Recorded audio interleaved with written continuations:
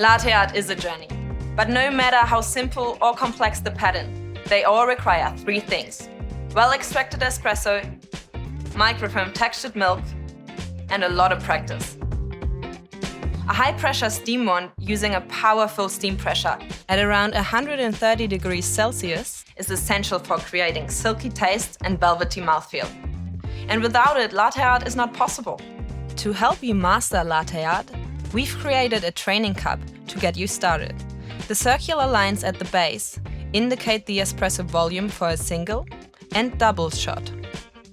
The curved line on the wall helps guide you when pouring microfoam. Let's see a demo. Start with the jug up high and tilt the cup to increase the surface area of the espresso, using the dotted line as a guide. Pour a thin, constant stream of microfoam to pierce the center of the crema. As the cup starts to fill, stop before you hit the line and tilt the cup more upright. Then bring the tip of the jug close to the surface of the milk, almost touching it. At this point, a white dot will start to appear. Keep steadily pouring, making the dot larger. So you finished with the dot, but this is the first step in creating the heart, the tulip, and the rosetta. Good luck with the journey. Find out more about our latte art training cups at sageappliances.com.